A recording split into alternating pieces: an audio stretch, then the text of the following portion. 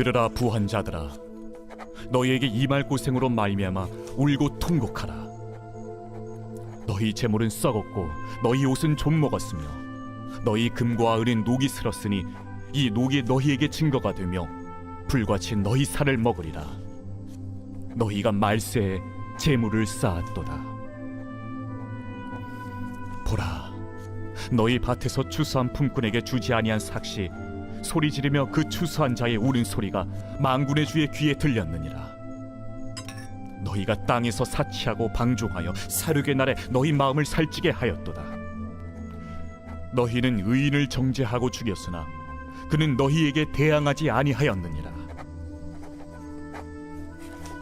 그러므로 형제들아, 주께서 강림하시기까지 길이 참으라.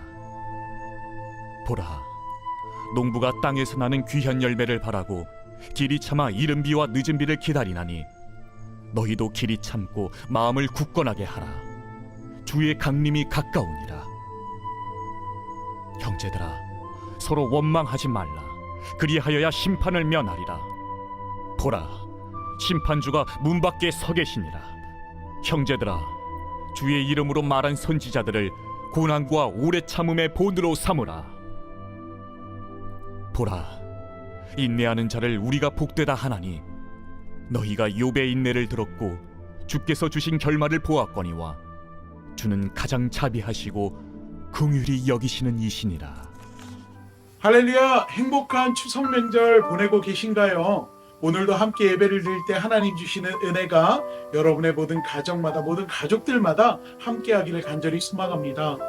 행복의 기준이라는 것이 있다면 여러분은 무엇이 행복의 기준이라고 생각하십니까?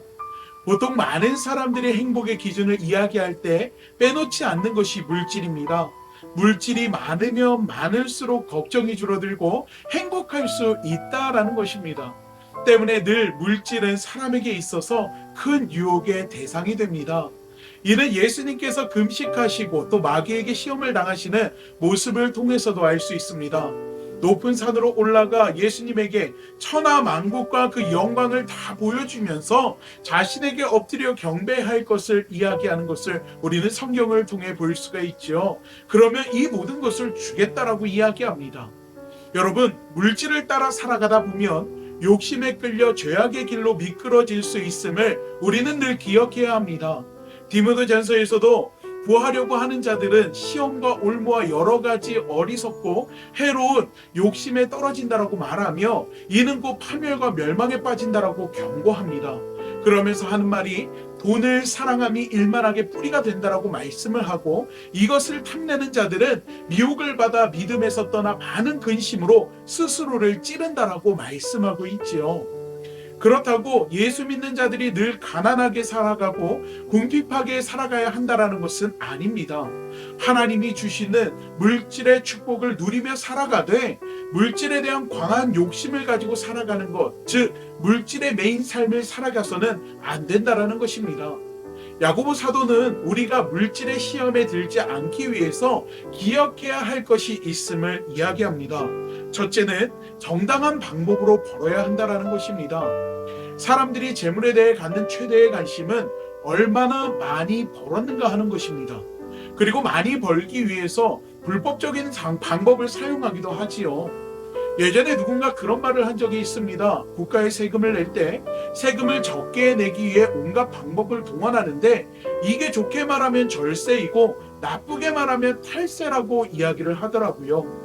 사람들의 눈에 보이기에는 좋게 보이는 절세가 될지는 몰라도 하나님이 보기에는 그것이 문제가 된다면 그것은 탈세, 즉 죄가 될 수 있음을 우리는 늘 기억해야 합니다. 오늘 야고보 사도는 추수한 품꾼에게 정당한 삭스를 주지 않는 것에 대해서 이야기를 합니다.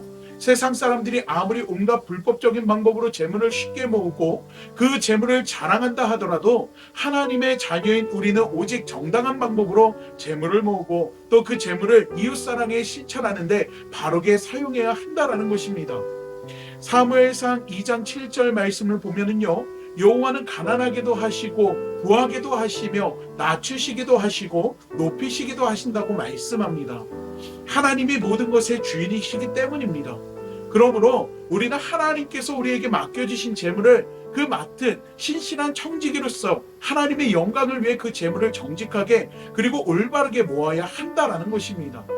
두 번째는요, 하나님이 맡겨주신 재물을 우리는 올바르게 사용할 수 있어야 한다는 것입니다.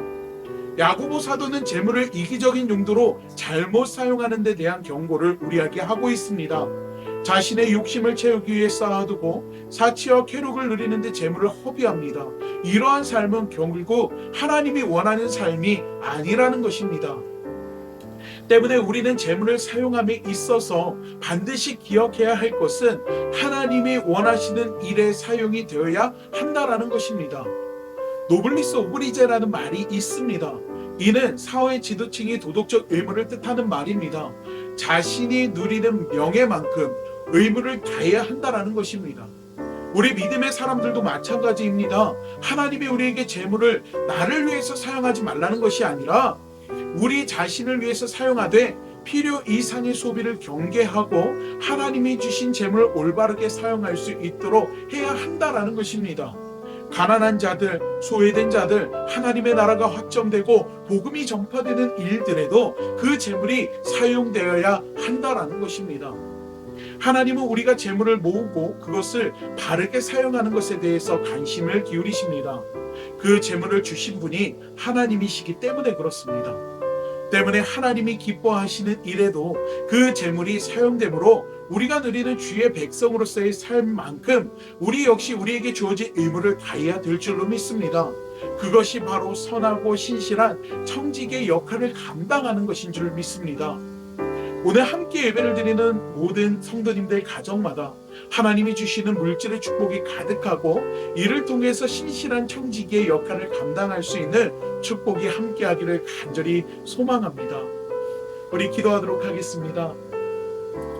사랑의 하나님, 이 시간 하나님께서 우리 믿음의 성도들을 하나님이 부어주시는 놀라운 은혜와 축복으로 그 삶의 자리자리마다 넘치고 부어주시는 은혜가 가득할 수 있도록 은혜를 베풀어 주시옵소서.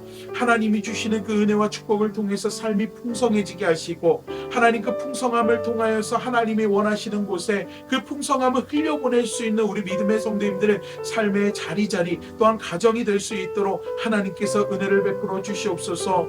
하나님, 이제 하나님이 주시는 은혜와 축복을 통하여서 우리가 하나님이 주시는 신실한 청지기의 삶을 살아갈 수 있기를 소망합니다. 하나님, 하나님께서 우리 믿음의 성도들의 삶을 풍성하게 만들어 주시되 그 삶에 흘려보내 주시는 물질의 축복 또한 하나님, 우리 믿음의 성도들이 혼자서 누리는 삶을 살아가는 것이 아니라 다른 이들에게 베풀고 흘려보낼 수 있는 복된 축복의 통로가 될 수 있도록 그 삶을 축복하여 주시옵소서. 하나님께서 이 시간 우리 믿음의 성도들을 붙들어 주시고 이 풍성한 한가위 하나님 이 추석 명절 가운데 하나님의 크고 놀라운 은혜를 베풀어 주시기를 간절히 소망하며 예수님의 이름으로 기도하옵나이다. 아멘.